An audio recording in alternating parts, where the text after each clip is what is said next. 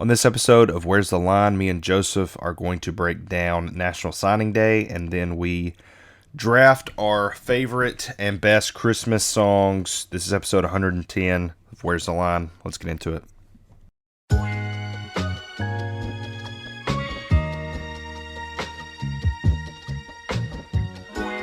You are now listening to the Where's the Line podcast with Joseph West and Britt Dillard. Enjoy the show.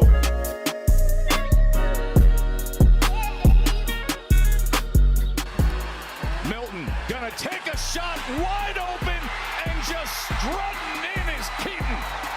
Joe Milton does it again.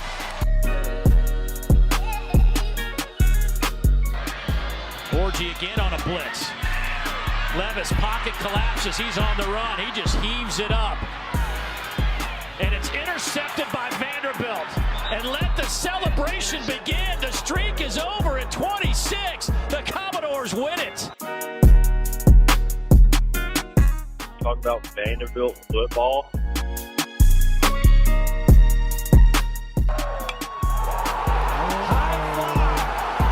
right. And Tennessee walks it off. Pandemonium in Knoxville.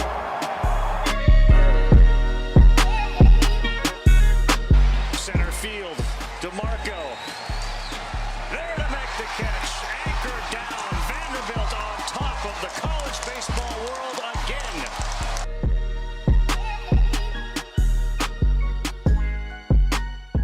That's all I gotta say, and you're going to hell. Bye. Another edition of Where's the Line. It is Thursday, December 21st.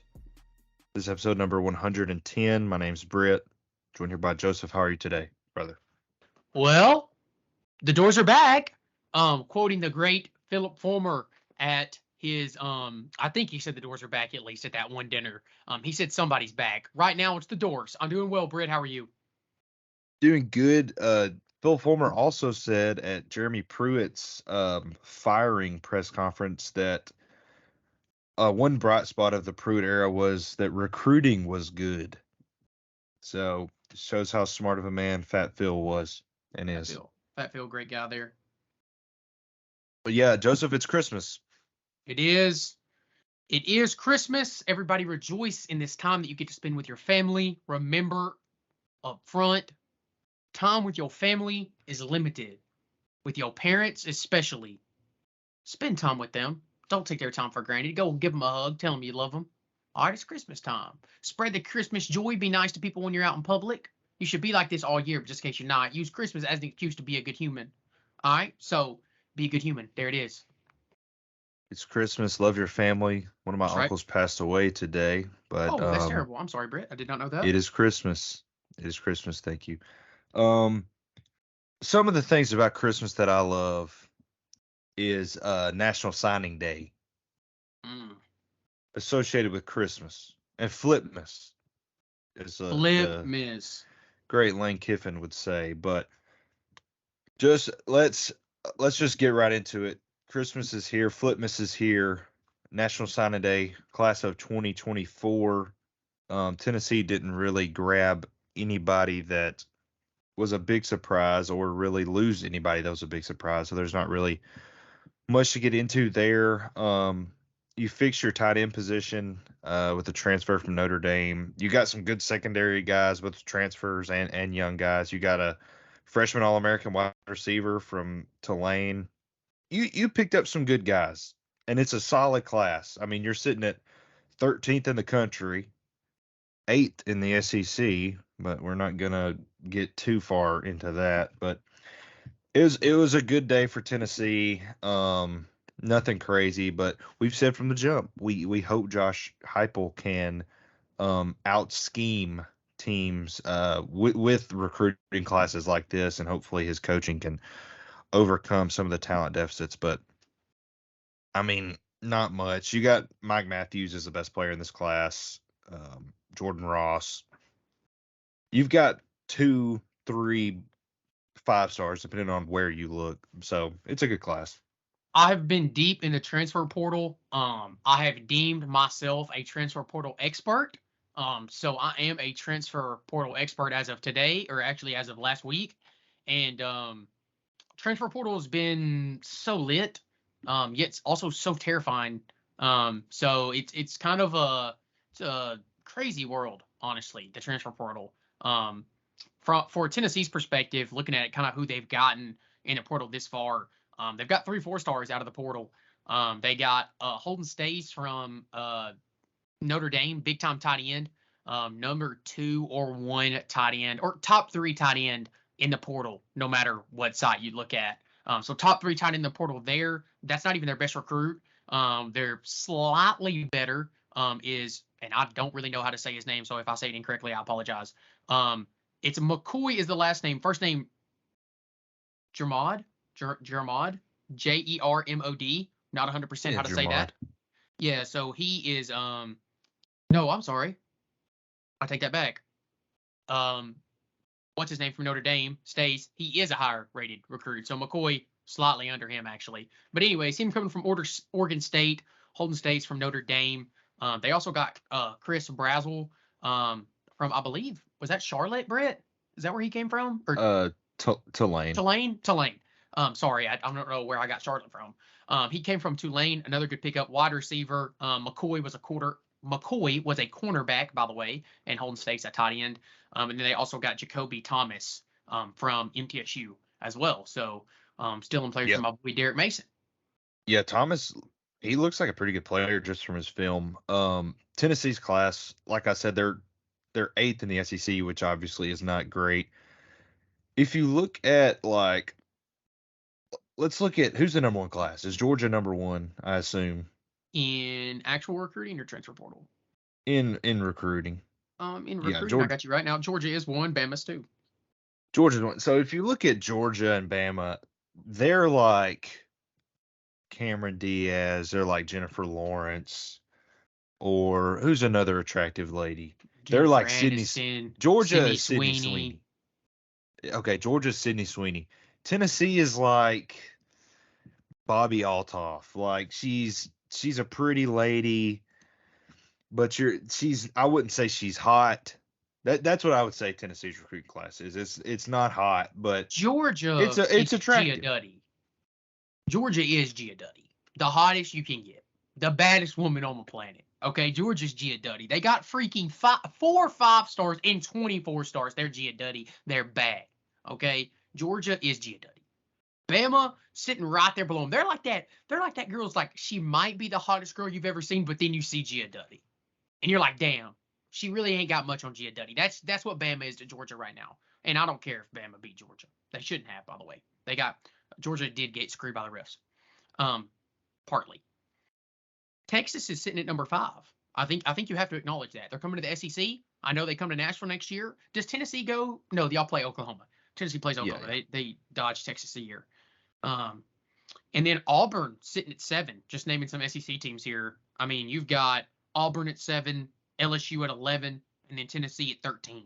So, I mean, not really all that bad for Tennessee at all. I mean, you're still a top 15 recruiting class. I think that's kind of where you want to sit. If I'm a Tennessee fan, I'm shooting for the top 15 every year. Yeah, and you should be there every year too. Yeah, very true. So Tennessee, y'all didn't have any surprises on actual signing day, did you? I think you just said that y'all didn't have any surprises. No, we were still looking at some transfers. Jordan Seaton, the lineman that committed to Colorado, he's already decommitted, and there's some buzz that we may pick him up. It's between us and Maryland. I don't think the kid has a very level head on his shoulders, so I don't really care where he goes, honestly. Yeah, Vanderbilt didn't really have any surprise flips on National Signing Day either. Signed a top 150 player in the class, one of Vanderbilt's highest recruits that they've ever gotten out of high school, Dante Carter. Dude never really even looked anywhere else after getting talked to from Bama, Ohio State, Michigan, Texas. Like, dude's from Texas. For him never to waver against Vanderbilt is insane, and you don't see that often in college football in general, much less when you're committed to a 2-10 Vandy. So honestly, a lot of respect to Dante Carter. I hope he comes to Vanderbilt and he's just an absolute unit at the safety position. We will see. Britt, any other comments on Tennessee in the transfer portal or recruiting class? I mean, it's been a month almost since we recorded, had a little hiatus, but you lost some guys. I think we lost Tyler Barron since we last recorded. When you're in a position where you play a position where there's a ton of depth and a lot of young talent, you can't just name your price like Tyler Barron tried to. So, yeah, not too tore up about him leaving, but there's really just not much going on. It's kind of quiet. Yeah. On the Tennessee front. I completely understand. Looking at Vanderbilt's side, I'm going to kind of run through every guy that transferred out and tell you what I think. It's going to be really quick, so I don't think I'm going to spend a whole lot of time on it. First of all, Kevo Wesley transferred out. Who cares? He sucks. Ken Seals transferred out. Who cares? He wasn't going to play. Ethan Barr transferred out. Who cares? He sucks. Also, Washington got him, who is literally about to be in a playoff game. They're bozos. He's not good. Washington, you're stupid. Jaden McGowan transferred out, was going to be going to South Carolina, but they started a rumor about him, and I really don't think he appreciated that. Britt, I don't know if you saw that, but they started a rumor about him. I don't think he was very appreciative, and I wouldn't be surprised to see him go somewhere else outside of South Carolina now. So Jaden McGowan, a loss. It hurt, but his replacement is bigger and just as fast as him, and he's just a bigger target. So I don't think you can be really too mad about Jaden leaving. Jaden left. Go ahead. They started a rumor about Jaden McGowan. They did, yeah. So somewhere, what was the rumor? Can you say somewhere within South Carolina, the rumor got construed like on campus that Jaden wasn't signing on National Signing Day because he didn't get the money that he wanted. Like they had told him that he was going to get a certain dollar amount and then he didn't get it, and so he wasn't signing. And Jaden was like, "Listen," his quote, I'm paraphrasing here, but he was basically like, "Listen, if I only cared about the money and not football games, I would have stayed at Vandy." He kind of threw a shot at Vandy, no cap, because we offered him a bunch of money. He's like, if I didn't care about winning football games, I would have stayed at Vandy and got the money and, wouldn't have cared. I don't care about the money. It's not my priority, and I don't appreciate y'all lying on my name. And so he still hasn't signed with South Carolina. So he may go somewhere else after that debacle. You lost London Humphreys. He went to Georgia, committed to Georgia Wednesday or Tuesday. That sucks. Losing London sucks. Lost Savion Riley to Miami. Who cares? I don't even care. He's soft. AJ Swan went to LSU. Once again, didn't really care. He had no place at Vandy after last year. Walter Taylor went to Colorado. Who cares? He wasn't going to be the starter at Vandy. Nate Clifford went to USC. Wasn't that good. Logan Kyle left. No destination yet. DeRicky Wright left. Britton Maddox left. Went to Marshall. Who cares? Will Shepard left. That hurts. Went to Colorado. Gamarion Carter left. Mason recruit. Went with Mason to MTSU. Patrick Smith left. Don't know where he's going yet. Davion Walker left. Don't know where he's going. Both those guys don't matter. Justin Ball left. Went to Mississippi State. He sucks. So thank God he left. All those dudes you lost, there's only really two that you can be upset about, if you ask me. London and Will Shepard. Will was never coming back. You were never going to get him to stay another year at Vandy. And London, he prioritizes winning first, and he didn't see that at Vandy. It's hard to really get mad at him. We did go 2-10. So he went to somewhere that he's going to win. May not touch the field, but his team's going to win. Transfer portal in. This is where we get hype. This is where we get electric. This is where big things happen. Okay. First guy, Zaylen Wood. I kind of touched on him a little bit. Defensive end from MTSU. Has a transfer rating just of 87. You're a middle of the pack 3-star basically. He's just, they grade him okay. He had a huge year in 2022. In the end, they said he was kind of hurt this year and played through injuries. Had a huge game against Miami, 2 sacks, a pick, and a fumble, I believe. Next guy, Stephen Losoya. Stephen Losoya. Center or guard from Mississippi State. Once again, has an transfer rating of 0.87. I think that's low, personally, from the tape that I've seen on him. I don't claim to be like the number one football guru in Tennessee, though, so they could be right. I do think he's a little bit better than his rating. He'll be a really good upgrade at center or guard for the Doors. We got Blaze Barrelwitz, and I don't really know if that's how you say his last name either. He's from New Mexico State, where we also got our offensive coordinator from, Tim Beck. Quarterback. He is a quarterback. Tim Beck loves this guy. He says he's the real deal. He says he can sling it just as good as anybody in the country. I don't know. he's a no-star rating in the transfer. Like they literally says not available. They don't know anything about this guy. Apparently only Tim Beck does in the whole country. So He's going to start. Don't know anything about him. He's not starting. Next guy, Marlon Put it Jones. on the board? Yes, you can put that on the board. Nate Johnson will 110% start for Vanderbilt at the beginning of the season. Oh, you're right. I forgot about him. Sorry. Marlon Jones Jr. Is a cornerback. Got him from Eastern Washington. Big time pickup, rated well. Does not have a portal rating yet, but will be rated well out of the portal. I think him to be a high 3-star, probably like an 89 rating, something like that. May not quite get to a 4, but he'll be something like an 89 rating. Huge pickup for Vanderbilt at corner there. He's got 1 year left. Keyshawn Johnson from Alabama State, 89 rating. Just missed a 4-star wide receiver, 6'4", huge body. Gonna be a great piece for the Doors. Really like Keyshawn Johnson. He's a speedster. He's got good size. I think he can be great.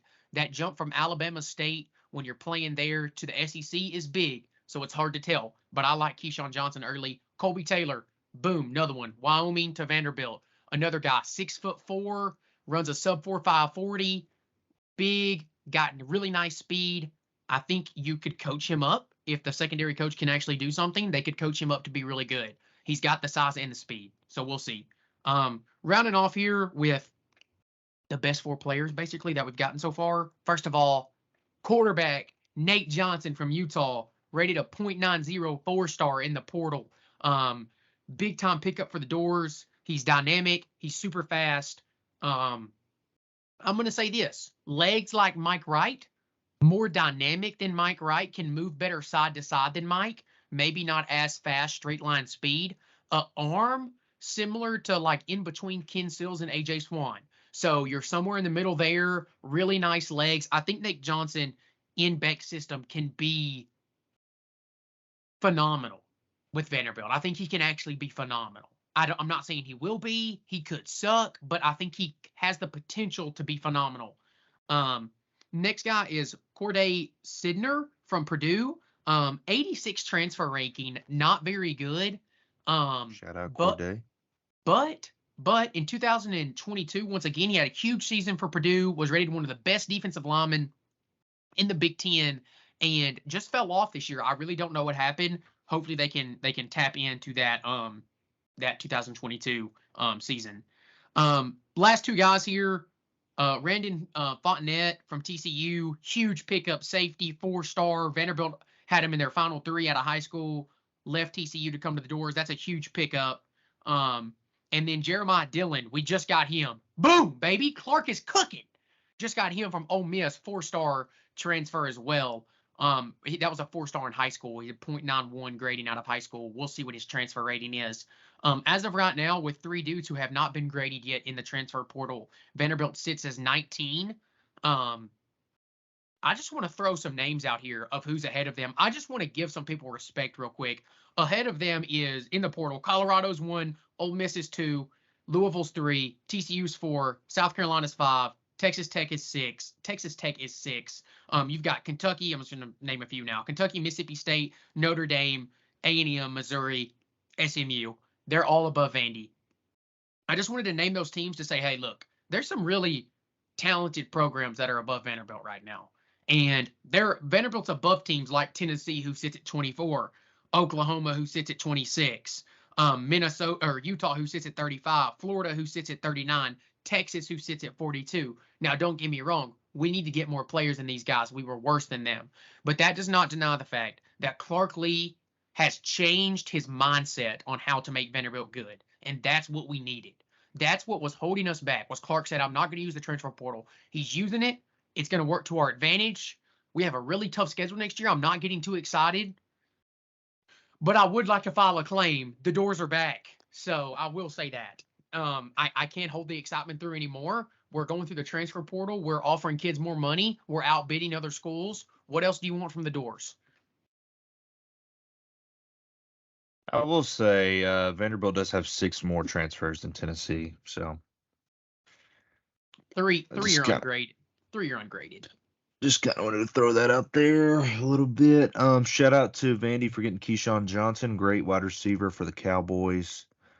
Was it Keyshawn Johnson, the running back for Auburn, too, a few years ago? Yeah. That was Kerryon Johnson. Somebody's on like NFL Network. His name's like Keyshawn Johnson or something. Keyshawn, there's been at least 20 Keyshawn Johnsons. Anyways, Keyshawn Johnson's a beast. I think he's gonna be from Alabama State. But yeah, I think if you're a Dores fan listening to this pod, I think you have to be really excited. I mean, like, this season was really bad. I heard somebody within Vanderbilt Athletics, not tell me directly, but told the guy that I was talking to and said this may end up being a blessing in disguise that Vanderbilt went 2-10. And when he first said it, I was kind of pissed because I was like, man, it's never like a blessing in disguise to have this much pain and only win 2 games. But he was like, dude, the NIL program would have never gotten to what it is. Never. And he said if this wouldn't have happened, he's like, because all of them got fed up at once and was like, how much money do we need? And now we have $15 million sitting in NIL, which, in case you were wondering, puts us about 3rd in the SEC.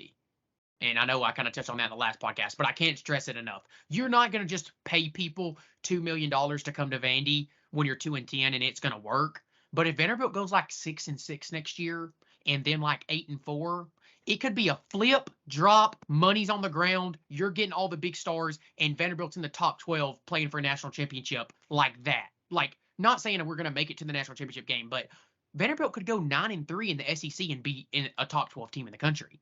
Like, I don't want people to forget that, like what the playoffs becoming. That's the reason I think you can be so excited. Now you're looking 3 and 4, 5 more years down the road before Vanderbilt. They still have to build a foundation. There's still hoops to jump through, and things have to continue to go right for you, and people have to continue to donate. But there was 5 years ago, if you asked me, there's no way Vanderbilt ever goes to the national championship. Now there is. There's a new path. Vanderbilt has more money access than anyone else in the whole entire country. We can get more money than you, and we simply will. And that's what's going to happen. We're going to be the big dogs, and the big dogs going to eat. NIL has flipped the game. Private schools will be good in football, and it will be crazy. You're going to see schools like Northwestern be good, Vandy be good. That's crazy. You will. They just have more money. And remember this too. This is coming. You're going to say, you heard it from the Locksmith on WTL first.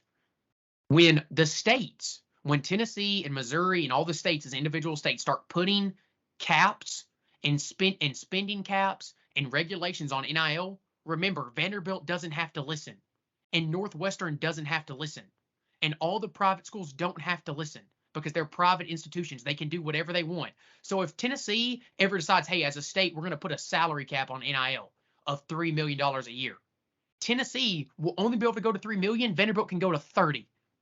Like, that is a legit.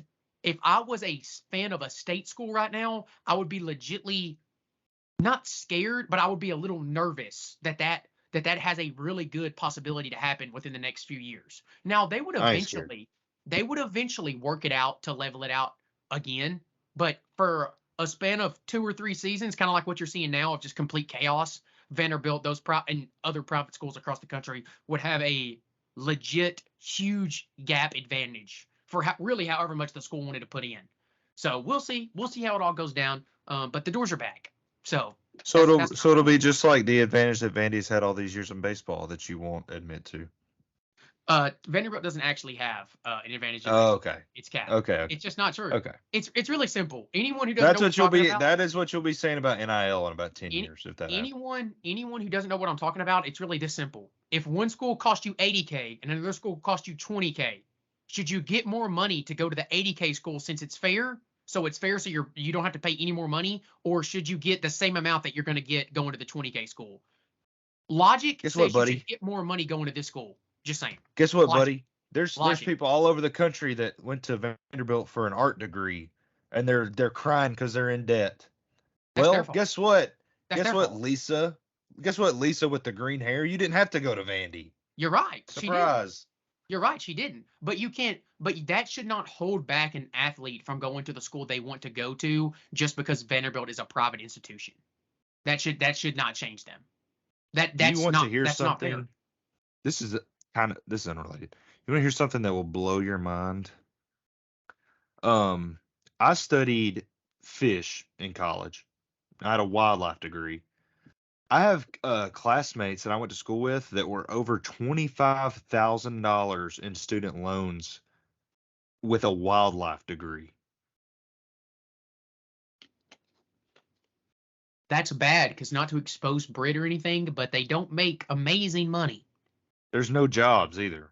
So yeah, and like we're getting into really a whole different conversation, but there is a point of where you have to just be like, okay, does this make sense?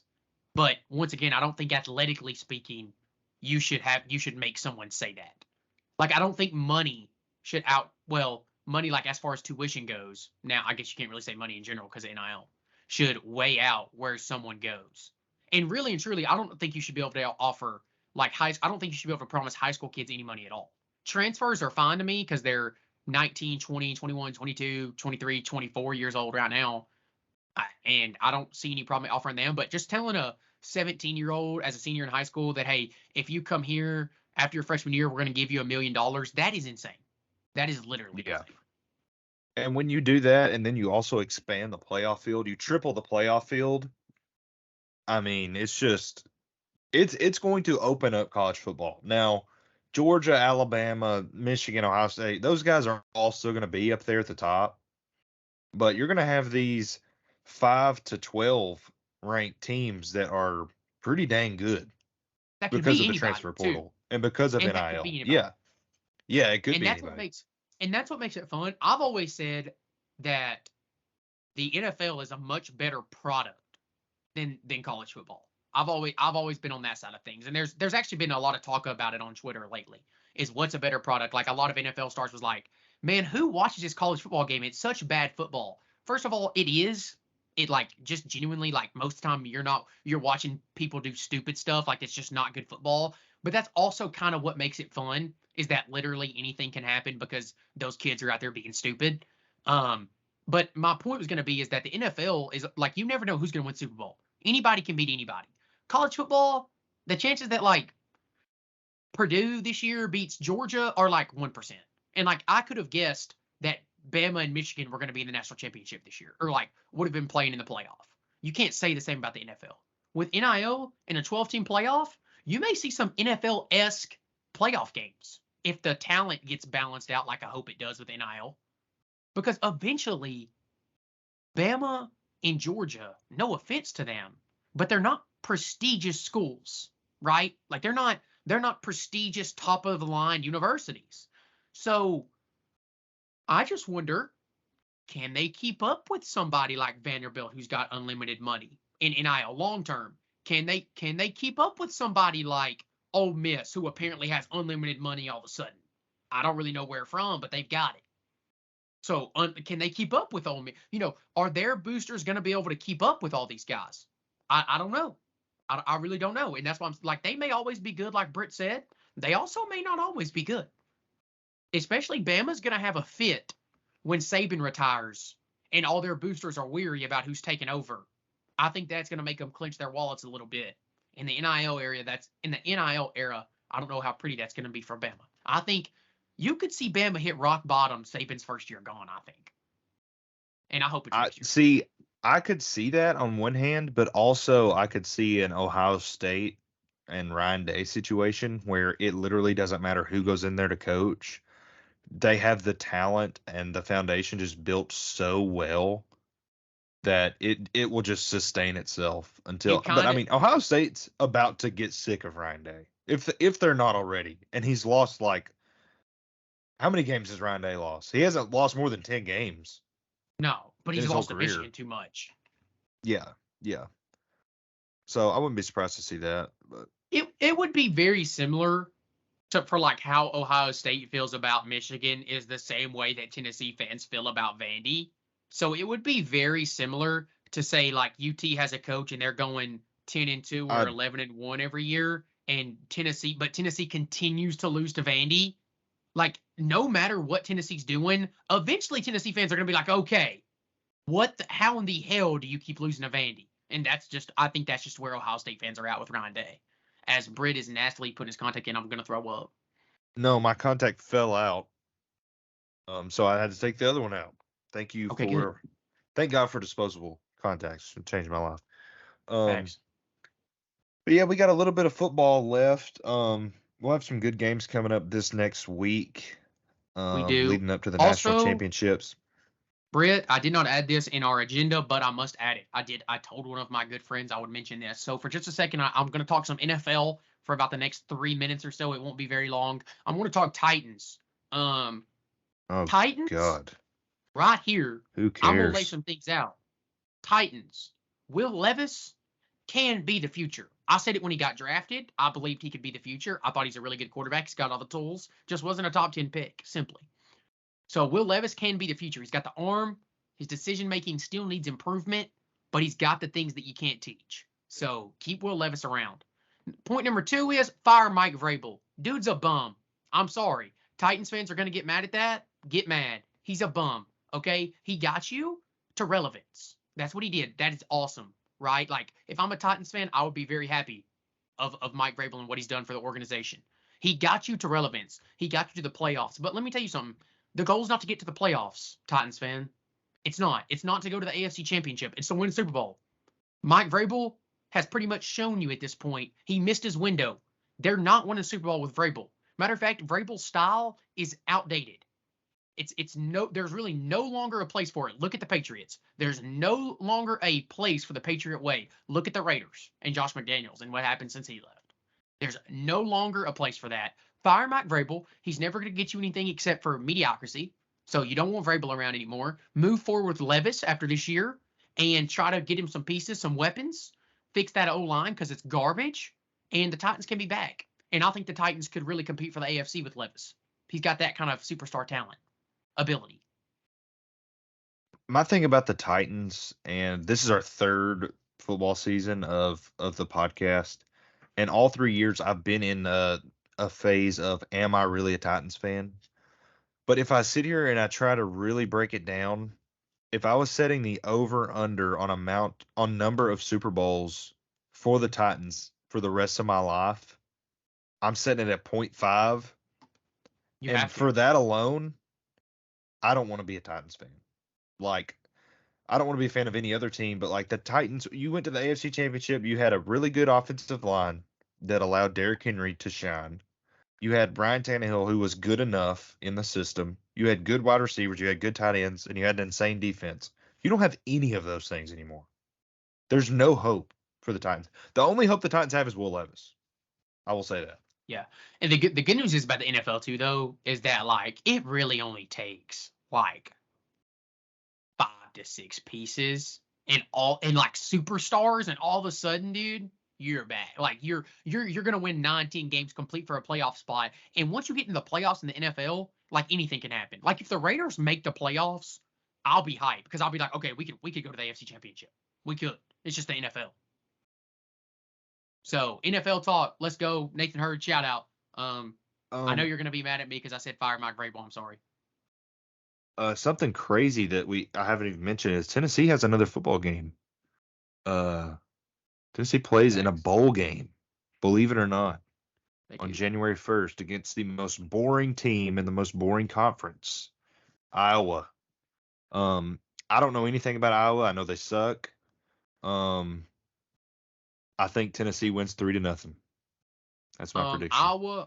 Iowa has a white corner, and he's going to lock up whatever dude he's facing. So that's all I've got. Probably.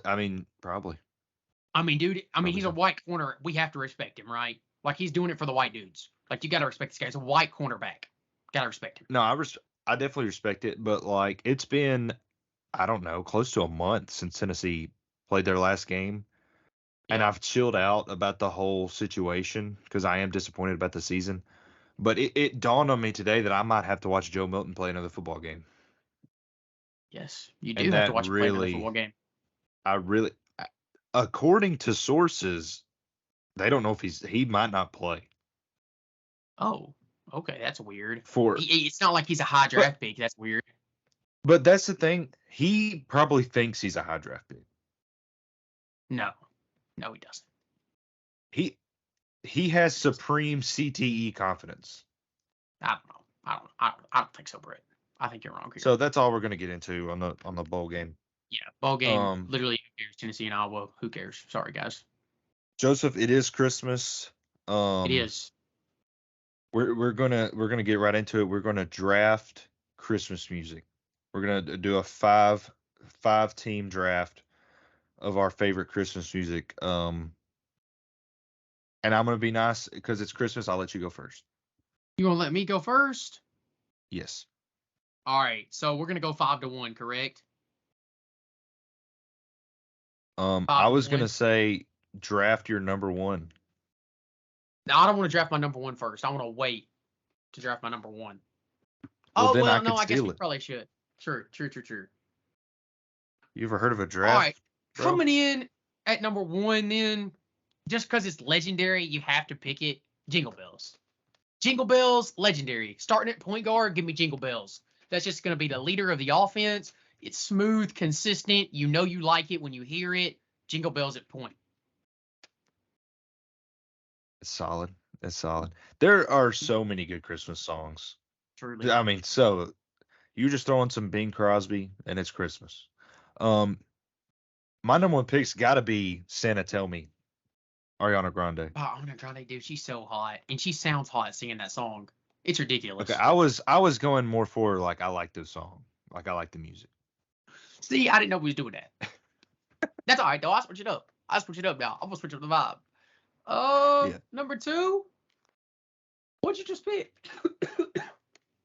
What'd you just pick? Santa Tell Me, Ariana Grande. All right, bet. Hold on, then. Uno momento. I gotta switch up my pick real quick. All right. Yeah, this man's not prepared at all. No, dude. I just didn't know we was doing it. Like I thought we were doing classics. No cap. All right, my pick number two I got then. classics. Okay, my pick number two then is Last Christmas by Ariana Grande. Dang. I love that song. Give it to me. Last Christmas at the 2, running the shooting guard. Are you kidding me? We're lights out, baby. Boom, Last Christmas. Okay, my I just stunned you. with You pick get ready. number 4 in the WTL Christmas draft. I select White Christmas Mm, by Bing Crosby. banger right And there. just bring a man to his knees. Ben Crosby. I thought you said Max Crosby earlier, by the way. Yeah, Max Um, Crosby. All right, cool. My pick number 3, I'm going to go back. My bread and butter right here. This song was going to be number 5 for me originally, but I'm too scared Britt's going to steal it. So at the 3, running me a little small forward action. This is going to be the key to the offense right here. This is the key to the offense. This is Santa, Can't You Hear Me by Kelly Clarkson, a queen, and Ariana Grande, a queen. Give me both of them. What? How does that one go? Bro, I'm not singing it. I'm not singing it, bro. I'm not singing it. Stop. You about to get me grounded. Ridiculous. Okay. We ain't singing it. Okay, my third round pick. Oh, this is tough, man. This is tough. I'm gonna go with Christmas. Baby, please come home. Christmas, snow coming down. That's my third Okay, round. I don't even know if I know that song. What's that song? It's I really can't stay. You know? Is it Baby, It's Cold Outside? Is that the name of the song? Mhm. I'm Mhm. not picking it, but I love that song. Coming in at number Yeah, 4, some I'm weird doing this. Weird vibes. Yeah, very weird vibes. But it's catchy. Number 4, right here, running the power forward position. This is gonna be a not a people favorite. This is gonna be a individual's favorite though. I'm doing this for my sister. She sings it at least 25 times. As soon as December 1st hits, it's over. Jonna Craighead now, sorry, shout out. All I Want for Christmas Is You by Mariah Carey. Give it to me. It's a classic. I want it on here. Jonna loves it. Give it to me. That's for my sis. All I Want for Christmas Is You, number 4, running the P4. That's like a Will Levis pick. Like they thought he was gonna go really early. I took But him he's late. not for everybody. He's not for He's not. everybody. He got some baggage. Okay, my 4th round pick is Wonderful Christmas Time by Paul McCartney. I'm not gonna lie. This is where I seal the deal right here. Like Britt, he's got a solid team. I'm not disrespecting Britt's players right now. He's got a solid 4, right? Right now, I think we're neck and neck. I don't care who he picks at 5. My center position, protecting the rim and dunking on Britt's head. Okay, and easily right here, Britt. Hot chocolate from the Polar Express. Okay? Give me that. Are you kidding me? Polar Express, greatest Christmas movie of all time. Don't debate me. I love the Polar Express. Hot chocolate off the Polar Express. I liked when they were pulling that guy's beard to scare away the reindeer. That was a good part. My favorite thing about the Polar Express is they did a remix and it's been all over TikTok and it's just stuck in my head all day. I don't know if you've heard it. It is. It's an amazing movie. Right, my number 5. Oh. Mic drop. Feliz Navidad. Not hot chocolate's dunking all over that. Like they just you can't stop hot chocolate off Polar Express. It just is. You don't think a Mexican can? Oh, okay. Dunk? No. Okay. Has a Mexican person ever dunked a basketball? Ever dunked a basketball? I don't know. I might need to look that up. This is not racism right now. And I can say that because my future brother-in-law is Hispanic. The number one thing white people always go to, bro. My wife's boyfriend is black. In case y'all didn't know. Oh my. I go, yeah. No, it's ridiculous. Kind of a shorter episode. Sorry about not recording last week. Me and Britt, both crazy schedules. Obviously, family time, Christmas coming up. We'll make sure to hit one next week. But Britt, I don't have anything else. I mean, I'm fresh. The Doors. Watch out for the Doors. I'm a little too excited. I'm not asking y'all to buy in this much. But I said earlier in this podcast I wasn't that excited. Or I was trying not to get that excited. I lied. I am this excited. But last time this happened to me was, let's see. Oh yeah, last off season. So let's see if we can not do the same things we did last time. Like break my soul. It's too early to be getting excited. It really is. It truly is. But it's been fun. The portal's been fun this year for Vanderbilt fans. It's quite the time to be alive. But yeah, I don't have anything else. Happy birthday, Santa. Happy birthday, Jesus. Happy birthday, Santa. Happy birthday, Jesus. Hug your loved ones. You know what it is. Tennessee sucks. Sorry, Britt. And anchor down. Goodbye.